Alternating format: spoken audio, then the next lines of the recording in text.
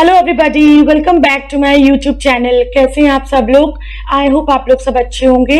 तो आज जो मैंने प्रीवियस ईयर क्वेश्चंस की सीरीज स्टार्ट करी है उसका ये सेकंड वीडियो है। प्रीवियस ईयर क्वेश्चंस में जो industrial relations and labour laws से रिलेटेड जो क्वेश्चंस पूछे गए हैं एग्जाम्स में, उस पर मैंने वीडियोज बनाना स्टार्ट करा है। तो फर्स्ट वीडियो ऑलरेडी अपलोडेड है मेरे चैनल पे। अगर आप लोगों ने वो वीडियो नहीं देखी है तो description box as well as I button में उसका लिंक है, आप वहां से जाके देख सकते हैं। एंड अगर आप लोग मेरे चैनल पे न्यू है, यानी आप ये वीडियो फर्स्ट टाइम देख रहे हैं, तो मेरे चैनल को जरूर सब्सक्राइब कर दीजिएगा। सो ये सेकंड वीडियो है and let get started with this video. So last video में हमने 30 क्वेश्चंस तक पूरे कर लिए थे, तो आज हम 31st से स्टार्ट कर रहे हैं। Given below are some of the provisions related to strikes and lockouts in public utility services under ID Act. ID Act का मतलब होता है Industrial Dispute Act 1947. No person employed in a public utility service shall go on strike. तो अब इससे related ये 4 points दिए हैं, हमको ये बताना है कि इनमें से कौन सा जो ऑप्शन है या पॉइंट है वो करेक्ट है। तो यहाँ पर क्या है, इसको लाइक देखो ये स्टेटमेंट दिया है ना, no person employed in a public utility service shall go on a strike. फिर इसके बाद ये कंटिन्यू स्टेटमेंट्स हैं। Without giving employer notice of strike within 6 weeks before striking, within 45 days of given such notice, before the expiry of the date of strike is specified in any such notice, during the pendency of any conciliation proceeding before a conciliation officer, and 15 days after conclusion of such proceeding. तो इसमें से कौन सा जो option है वो right है? तो इसमें ऑप्शन कौन सा राइट है? इसमें ए एंड सी वाला ऑप्शन राइट है। तो आंसर क्या होगा? फर्स्ट। यहाँ पर क्या आना चाहिए और इसमें डी में क्या आना चाहिए, ये आप लोग मुझे बताओगे, क्योंकि इंडस्ट्रियल डिस्प्यूट एक्ट मैं ऑलरेडी कवर कर चुकी हूँ। तो आप लोग ये मुझे कमेंट सेक्शन में बताओ कि बी में क्या रॉन्ग है और डी ऑप्शन में क्या रॉन्ग है। As per classification of trade unions made by Robert Hoxie, the business union is also known as। अब देखो ट्रेड यूनियन के क्लासिफिकेशंस मैंने ऑलरेडी कवर करे हुए, मेरे चैनल पे वीडियो है उसका ट्रेड यूनियन से रिलेटेड, आप जाके वहां से देख सकते हैं। उस पे जब जो क्लासिफिकेशंस हैं उस पे रॉबर्ट हॉक्सी के थ्रू ट्रेड यूनियंस को सर्टन वे में क्लासिफाई किया गया है। उसमें से एक वे है बिजनेस यूनियनिज्म। बिजनेस यूनियनिज्म को फर्दर और क्या बोला गया है बाय रॉबर्ट हॉक्सी? तो इसका आंसर क्या होगा? Bread and butter unionism. The provision related to subsistence allowance finds a place in which of the following legislation. Now इस क्वेश्चन का आंसर आप लोग मुझे दोगे। सब्सिस्टेंस अलाउंसेस के बारे में हम लोग कहाँ पढ़ते हैं? बहुत इजी क्वेश्चन है, आपको आ जाएगा आई थिंक। तो आप ये मुझे प्लीज ऑप्शन आंसर इसका कमेंट सेक्शन में बताओ। 34th question, match the following है। यहाँ पर कुछ अनएम्प्लॉयमेंट्स के डेफिनेशंस के प्रकार दिए गए हैं और इसके बारे में यहाँ दिया गया है। हमको इसको मैच करके बताना है कि कौन सा करेक्ट मैच है। पहला है frictional unemployment, then we have seasonal unemployment, then we have cyclical unemployment and the last one is structural unemployment. तो इसको हमको बताना है कि कौन सा सही है। फ्रिक्शनल, अब देखो यहाँ पर लिस्ट 2 में क्या क्या दिया गया है। Unemployment that varies predictably with seasons. अब देखो यहाँ पर क्या है, सीजन्स के बारे में जिक्र है, राइट? तो इसका क्या आंसर होगा ये देखना है हमको। यहाँ पर ना ये ए बी सी आएगा, ठीक है।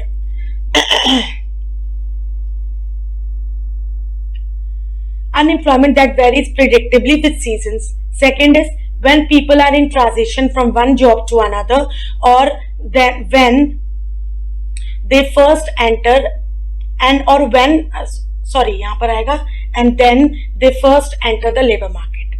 Third is in periods of economic change when new jobs are being created have requirements different from the old jobs being lost. And the fourth one is associated with reduction in real outputs during the period of recession. तो सबसे पहले हम देखते हैं कि जो seasonal unemployment है, देखो यहाँ पर सबसे पहला दिया हुआ है unemployment that varies predictably with seasons. तो बी का तो 1 हो जाएगा स्ट्रेट अवे। तो यहाँ पर हम देख लेते हैं बी का 1 कहाँ कहाँ दिया हुआ है। तो देखो बी का 1 2 जगह दिया है, तो ये दोनों तो ऑप्शन हो ही नहीं सकते, राइट। 1 और 3 तो एलिमिनेट हो गए। अभी हमको किससे चूज करना है, सेकंड और फोर्थ से चूज करना है। तो ये मैं आपको तरीका भी बता रही हूँ कि कैसे, अगर आपको आंसर इनकेस नहीं आता हो डायरेक्टली, तो आप एलिमिनेशन से कैसे उसको निकाल सकते हो। तो सीजनल एम्प्लॉयमेंट बी का 1 है, तो बी का 1 केवल 2 ऑप्शन में दिया है, तो ये दोनों रह जाएंगे। नाउ वी हैव, अब हम देखते हैं ए का क्या होगा।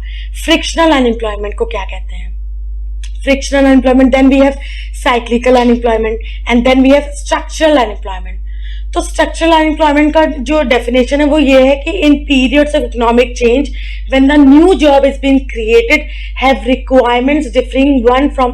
देखो क्या होता है जब इकोनॉमिक चेंज होते हैं कि नई जॉब्स क्रिएट हो रही होती है, एक तरह का प्रॉपर शिफ्ट होता है ओल्ड जॉब से न्यू जॉब में, तो वो एक तरह का स्ट्रक्चर बेस्ड अनएम्प्लॉयमेंट है। ये रैंडम अनएम्प्लॉयमेंट नहीं है, स्ट्रक्चर बेस्ड अनएम्प्लॉयमेंट है। तो यहाँ पर डी का क्या हो जाएगा, 3 हो जाएगा। तो डी का 3 केवल सेकंड में है, तो उसका आंसर क्या होगा, 2। ठीक है। Now we have frictional unemployment. Frictional unemployment की डेफिनेशन है 2, when people are in transition from one job to another, और उसके बाद वो क्या करते हैं, एक तरह से लेबर मार्केट में एंटर करते हैं। मतलब वन जॉब टू अनदर का मतलब होता है कि उन्होंने एक जॉब छोड़ी और दूसरी जॉब पकड़ रहे हैं, तो उसके बीच का जो टाइम पीरियड होता है उस बीच में वो क्या करते हैं, अपने आप को लेबर मार्केट में अवेलेबल करवाते हैं ना, जहां पर सप्लाई एंड डिमांड का खेल चल रहा होता है। सप्लाई एंड डिमांड मतलब जॉब्स की सप्लाई है, लेबर्स की डिमांड है, वर्कर्स की डिमांड है, तो ये क्या है, एक तरह का फ्रिक्शनल अनएम्प्लॉयमेंट है। And the second one is cyclical. Cyclical मतलब associated with the reduction in real output during the period of recession. I hope आपको ये चीज समझ में आ गई होगी। तो 35th, ये एक तरह का असर्शन एंड रीजन वाला क्वेश्चन है। ये भी बहुत हद तक क्वेश्चंस पूछे जाते हैं और ये कभी कभी थोड़े से कंफ्यूजिंग होते हैं। Assertion, collective bargaining provides for procedural and substantial rules. Procedural rules concern mechanism for dealing with interpretations and implementations of agreements as well as resolving conflicts, whereas substantial rules concern the substances of agreements in both market and managerial relationship. तो इसमें basically collective bargaining के बारे में बताया गया है। ठीक है, अब इसका जो बताया गया है उसका रीजन क्या है, ये इसमें बताया गया है। Collective bargaining is viewed as a process of give and take rather than giving in. तो इसमें रीजन क्यों बताया गया, अब इसमें ये बोला गया है कि कलेक्टिव बार्गेनिंग एक क्या है, वो प्रोवाइड करता है कुछ प्रोसीजरल रूल्स प्रोवाइड करता है, कुछ सब्सटेंशियल रूल्स प्रोवाइड करता है। फिर यहाँ पर बोला गया प्रोसीजरल रूल्स क्या होते हैं, सब्सटेंशियल रूल्स क्या होते हैं। अब इसमें रीजन है कि क्यों प्रोवाइड करता है बार्गेनिंग, क्योंकि बार्गेनिंग को देखा जाता है एक गिव एंड टेक रिलेशनशिप के तौर पे, ना कि बस गिविंग के तौर पे। ठीक है, ये 2 चीजें दी गई हैं। अब हमको क्या बताना है कि इसमें से कौन सा सही है कौन सा गलत है, सिंपल है। तो हमको ये तभी पता चलेगा जब हमको ये चीजें समझ में आएंगी। तो इसको देखो, इसको करने का तरीका एक ही मात्र है, आपको थोड़ा सा कॉन्सेप्ट समझ में आना चाहिए, प्लस आपको एक प्रैक्टिस की जरूरत है। असर्शन एंड जो रीजंस वाले क्वेश्चन होते हैं उसको जितना प्रैक्टिस करोगे उतना आपको अच्छे से समझ में आएंगी ये क्वेश्चंस कैसे अटेम्प्ट करने हैं। तो इसका आंसर क्या है, इसका आंसर है ये बी, कि जो रीजन दिया है करेक्ट नहीं है। assertion तो करेक्ट है, A and R are correct but the reason is not the correct explanation of A। मतलब अगर हम 2 स्टेटमेंट्स को सेपरेटली देखेंगे तो दोनों स्टेटमेंट सही हैं, लेकिन हम 2 स्टेटमेंट्स को इंटरकनेक्टेड करके देखेंगे कि जो फर्स्ट स्टेटमेंट है assertion, उस स्टेटमेंट को रीजन सेकंड स्टेटमेंट दे रहा है। मतलब सेकंड स्टेटमेंट एक तरह का रीजन है कि why things are the way things are, जो चीज दी हुई है असर्शन में, तो ये रॉन्ग है। ठीक है, अब देखो इसका एक सिंपल सा एक तरीका क्या है, पहले आप रीजन भी देख सकते हो। जब हम लोग मतलब अगर आपको नहीं इतना समझ में आ रहा है कि कैसे करना है, तो इसका सिंपल रीजन है, पहले आप रीजन वाला जो स्टेटमेंट है वो पढ़ो कि क्या बोल रहा है, फिर आप उस रीजन वाले स्टेटमेंट को ऊपर वाले असर्शन से कनेक्ट करने की कोशिश करोगे ना, वो समवॉट लगेगा। अब देखो इसमें दिया हुआ है कि कलेक्टिव बार्गेनिंग एक गिव एंड टेक वाला प्रोसेस ज्यादा है, ना कि केवल गिविंग गिविंग गिविंग। ये रीजन इसमें इस वाले स्टेटमेंट से तो कहीं से कहीं तक कनेक्टेड नहीं है। क्यों?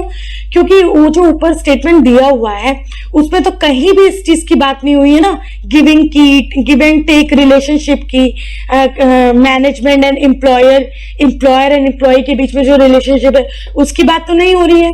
बात किसकी हो रही है? कलेक्टिव बार्गेनिंग को केवल एक डेफिनेशन सॉर्ट ऑफ दी गई है, वो भी डेफिनेशन कहीं ना कहीं एक सेपरेट एक अलग डेफिनेशन है, उसमें भी गिविंग एंड टेक की बात नहीं हो रही है। तो हम इसको ऐसे भी देख सकते हैं।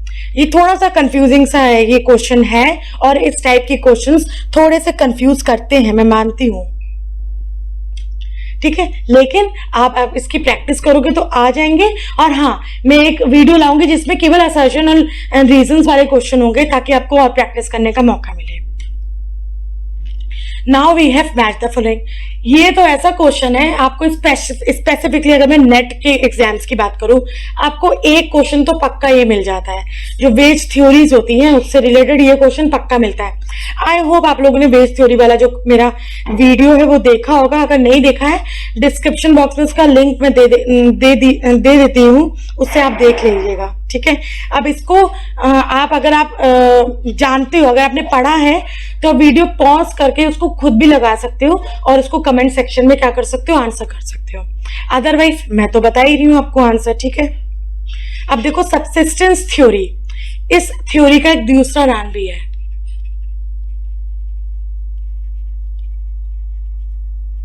Iron law of wages. Subsistence theory को आयरन लॉ ऑफ वेजेस भी बोलते हैं। तो कभी कभी ये क्वेश्चन भी आता है कि इनमें से कौन सी थ्योरी को हम आयरन लॉ ऑफ वेजेस बोलते हैं। किसने दी है ये थ्योरी? डेविड रिकार्डो ने। इनका पूरा नाम है डेविड, ठीक है। Then we have wage fund theory. अब वेज फंड थ्योरी किसने दी है? वेज फंड थ्योरी दी है जेएस मिल ने। Then we have residual claimant theory. Residual claimant theory दी है वॉकर ने, ठीक है। And we have marginal productivity theory given by J B Clark. तो आंसर क्या हो जाएगा? ए। 37th question. Chronologically arrange the following chapters which were inserted in Industrial Dispute Act 1947 by the way of amendments. अब देखो ये क्वेश्चन क्या है? ये क्वेश्चन है कि जितने भी चैप्टर्स है, chapter 2A, 2B, 5A, 5B, ये सारे चैप्टर्स एक एक अमेंडमेंट के बाद ऐड हुए हैं। कौन से ईयर में अमेंडमेंट आया है और कब ये ऐड हुए हैं, इसके अकॉर्डिंग हमको इसको क्रोनोलॉजिकली लगाना है। तो इसका आंसर मैं आपको डायरेक्टली बता रही हूं, लेकिन इसका आंसर है सी। तो पहले क्या आया था? पहले आया था ऑप्शन, सॉरी, इसका आंसर है 2। तो पहले हमारे पास आया था चैप्टर 5A, उसके बाद आया है चैप्टर 2A, फिर आया है चैप्टर 5B, फिर आया है चैप्टर 2B। एक बार मैं फिर से लिख देती हूँ। क्वेश्चन का आंसर है 2। सबसे पहले आया है चैप्टर 5A, फिर आया है चैप्टर 2A, फिर आया है चैप्टर 5B, फिर आया है चैप्टर 2B। ये कौन से ईयर में आए हैं, कब आए हैं, इसकी मैंने वीडियो ऑलरेडी बनाई हुई है। इंडस्ट्रियल डिस्प्यूट एक्ट है, एक बार जाके देखिए। लेकिन अगर आपको ये खुद आता है पहले से, तो कमेंट सेक्शन में प्लीज आप मुझे बताइएगा इसका क्या ईयर है। और हाँ, अगर आप लोगों ने नहीं बताया तो मैं नेक्स्ट वीडियो में इसका आंसर आपको दे दूंगी, ठीक है। Now we have which of the following statement of ILO are correct. ILO से रिलेटेड जो स्टेटमेंट्स दिए हैं यहाँ पर, इनमें से कौन सा सही है, कौन सा गलत है, कौन सा सही है, कौन सा नहीं सही है। पहला स्टेटमेंट है ILO was established bye Versailles piece conference on April 12, 1919। 12 अप्रैल 1919 को वर्सलिस पीस कॉन्फ्रेंस के बाद ILO की स्थापना की गई थी। इंडिया ILO का मेंबर कब बना है? 1921 में। Then ILO has a specialized agency. ILO became a specialized agency of UN in the year 1946. United nation की स्पेशलाइज एजेंसी के तौर पे ILO कब बना था? 1946 में एंटर हुआ था, मतलब 1946 में इसको UN की स्पेशलाइज एजेंसी का दर्जा मिला था. लास्टली क्या है?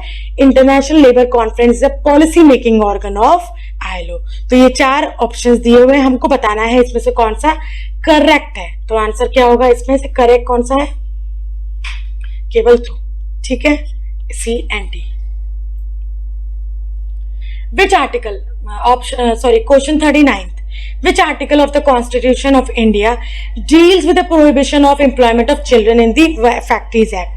फैक्ट्रीज एक्ट में एम्प्लॉयमेंट, चिल्ड्रन का एम्प्लॉयमेंट, बच्चे जो होते हैं उनको कब रखा जाएगा, कब नहीं रखा जाएगा, कौन सी एज है, इसके तौर पे जो कॉन्स्टिट्यूशन में अमेंडमेंट हुआ है या आर्टिकल है कॉन्स्टिट्यूशन के कौन से आर्टिकल में इसके बारे में जिक्र हुआ है. तो इसका आंसर क्या होगा? Article 24.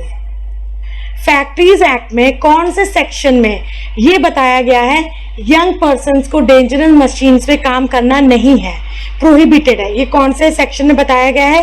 Section 23. So 41st question, which of the following statement of governing body of ILO are correct? इनमें से कौन सा स्टेटमेंट गवर्निंग बॉडी से रिलेटेड सही है? The governing body is a legislative body. The tenure of governing body is 10 years. Governing body seeks advisory opinion from International Court of Justice. It scrutinizes the budget of ILO with consent of International Labour Conference. तो इसमें से कौन सा statement सही है? Answer है A, C and D. A, C and D. केवल ये रॉन्ग है. Labour welfare in the present context is a combination of which 2 theories?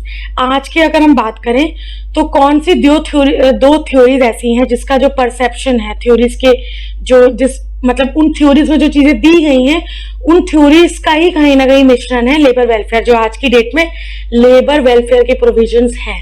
तो आंसर क्या होगा? Placating theory and functional theory. A and C. अब प्लेकेटिंग theory क्या होती है? सी, आज की डेट में अगर हम बात करें जो लेबर्स हैं, वर्कर्स हैं, एम्प्लॉयज हैं, वो अपने राइट्स के प्रति ज्यादा अवेयर हैं. तो अगर उनके साथ कुछ गलत होता है तो दे आर मतलब वो कहीं ना कहीं एंग्री होते हैं, उस चीज के लिए अपनी आवाज उठाते हैं. तो उनको शांत करने के लिए कि क्योंकि उनको पता है कि उनके साथ जो हो रहा है वो गलत हो रहा है, उनको अपने राइट्स के बारे में पता, अपनी जो भी एक जो वर्कर्स होते हैं, एक जो ऑर्गेनाइजेशन है, उस ऑर्गेनाइजेशन में बीइंग अ वर्कर उनको क्या क्या चीजें मिलनी चाहिए, क्या क्या चीजें प्रोवाइड करवाने का ड्यूटी एम्प्लॉयर की बनती है, ये सब चीजें उनको पता है. तो कहीं ना कहीं अगर एम्प्लॉयर फॉल शॉर्ट होता है उन चीजों पे तो वो एंग्री होते हैं, स्ट्राइक्स करते हैं. उनको वो एंग्री ना हो, स्ट्राइक्स ना करें, राइटेशियस ना हो, इसके लिए एम्प्लॉयर्स क्या करते हैं? उनको शांत करने के लिए प्लेकेटिंग का मतलब होता है to make somebody less angry, को शांत करने के लिए उनको लेबर वेलफेयर के प्रोविजंस उनको प्रोवाइड करवाने पड़ते हैं. तो ये थ्योरी ये बोलती है. Now coming to functional theory. Functional theory को हम लोग एफिकेसी थ्योरी भी बोलते हैं. Efficacy theory, I am so sorry.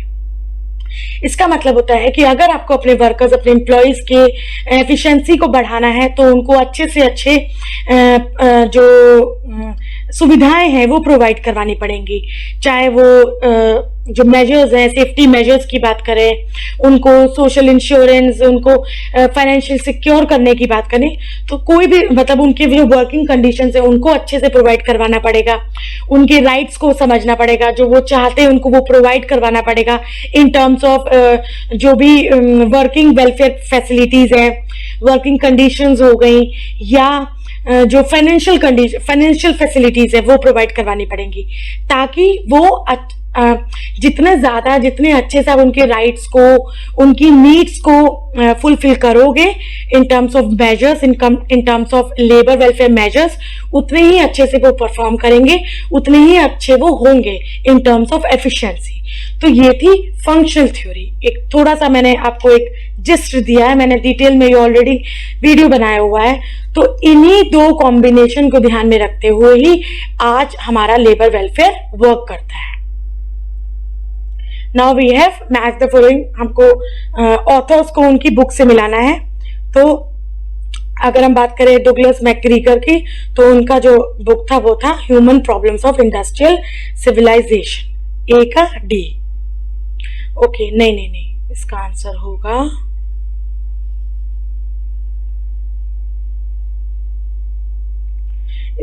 होगा human rights of the enterprise. A का सी।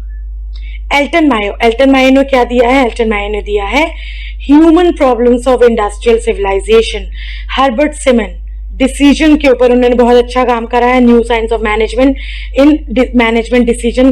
तो हर्बर्ट सिमन का आपको पता ही होगा अगर आपने मैनेजमेंट पढ़ा है, तो जो डिसीजन मेकिंग है उसकी थ्योरीज उन्होंने दी हैं। Then we have Chester Barnard, जो कि फंक्शंस ऑफ एग्जीक्यूटिव इन्होंने बुक लिखी है। तो इसका आंसर होगा 2। Question number 44, as per the amendment in the Payment of Wages Act in the year 2005, who shall appoint inspector for the purpose of payment of wages in respect of all the person employed upon the railway? ठीक है, तो answer क्या होगा इसका? appropriate government. Which of the following is not the character of a labor market? अब labor market बहुत important topic है, at least एक या दो क्वेश्चन इससे पूछे जाते हैं, तो इस पे मैं एक अलग से वीडियो लाऊंगी, फॉर श्योर जल्दी ही लाऊंगी। तो लेबर मार्केट में इनमें से कौन सा जो स्टेटमेंट है वो लेबर मार्केट के कैरेक्टर से मिलता नहीं है, तो हमको रॉन्ग वाला बताना है। तो पहले हम देख लेते हैं लेबर मार्केट क्या है इसमें जो दिया हुआ है। Labour market lacks mobility. Labour market are perfect markets. Relationship between buyer and seller is expected to continue for some time barring casual labour market. Monopoly in labour market, no more access. तो कौन से characters, कौन सा statement characteristic नहीं है labour market का? तो answer होगा ए एंड बी। तो ए एंड बी नहीं है, सी एंड डी है। तो ये चीज याद रखना। Arrange in a sequence the following legislation in order of years in which these were acted from latest to earliest. मतलब सबसे नए से सबसे पुराने में लगाना है। तो ये चीज भी ध्यान रखने वाली है कि क्या पूछा गया है। तो लेटेस्ट मतलब सबसे नया वाला, सबसे अभी वाला पहले, और जो सबसे ओल्ड था वो बाद में। तो इसका आंसर क्या होगा? इसका आंसर होगा सी। सबसे पहले आया था, सबसे नया जो अभी रिसेंट आया है वो बीडी एंड सिगार वर्कर्स, फिर उसके बाद है माइंस एक्ट, प्लांटेशन एक्ट उससे पुराना, सबसे पुराना factories act. C, A, B and D. और इसके ईयर आप लोग मुझे कमेंट सेक्शन में बताओगे, मैं नहीं बता रही हूं अभी। Given below are the different committees commissions set up in India. तो हमको बताना है कि कौन सी कमेटी कब आई थी, मतलब पुरानी कमेटी को ईयर वाइज लगाते हुए हमको नई तक आना है। ठीक है, तो इसको हम ईयर वाइज देख लेते हैं। ये थोड़ा सा टफ क्वेश्चन है, तो इसको मैं आपको ईयर बता देती हूँ। तो first national commission of labour आया था 1969 में। अडरकर कमेटी आई थी 1943। Second national commission of labour आया था 1999, इसे अपनी सबमिट करी थी रिपोर्ट 2002 में। एंड रेगे कमेटी आई थी इन द ईयर 1944-45 में। रेगे कमेटी को हम लोग लेबर इन्वेस्टिगेशन कमेटी भी बोलते हैं, तो ये ध्यान रखना इसको।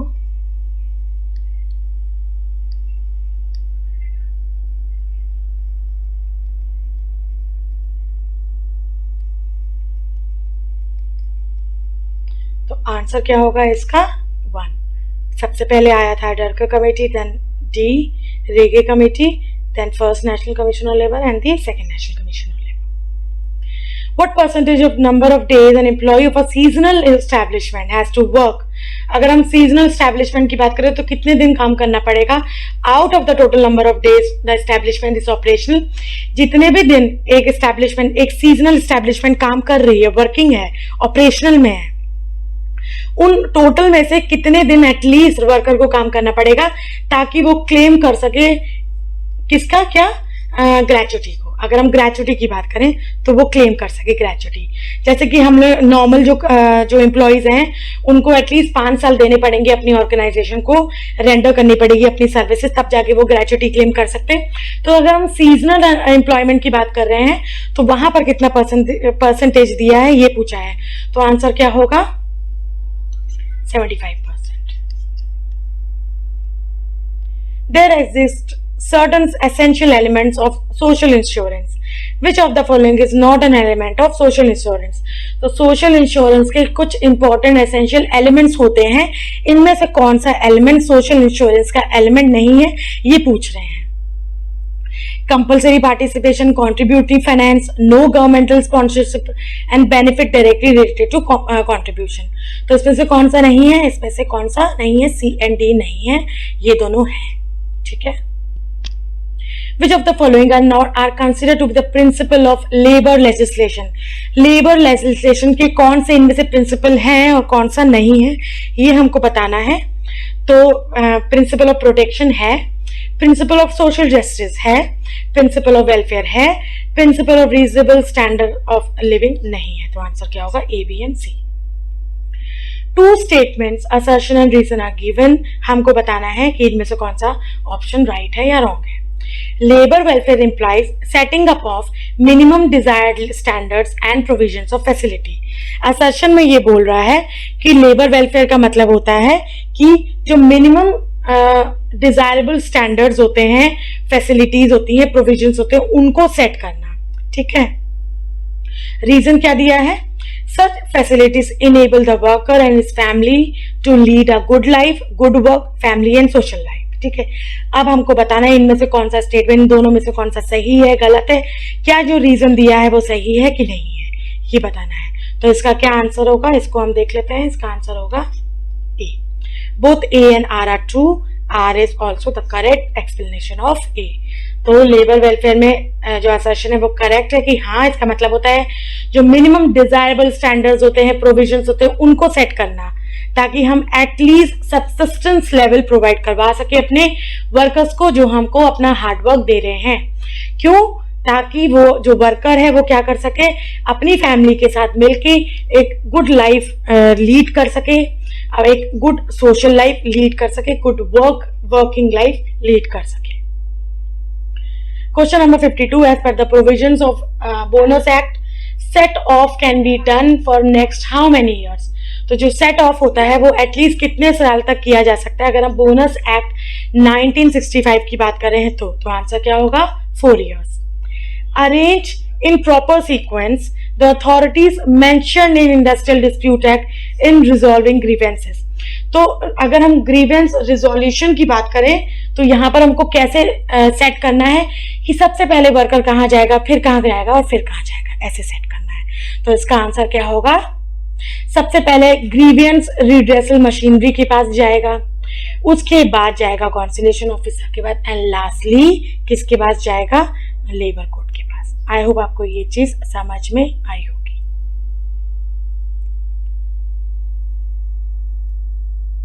इसका आंसर क्या होगा?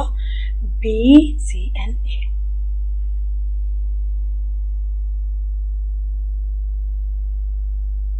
Which of the following is the first convention adopted by the International Labour Organization?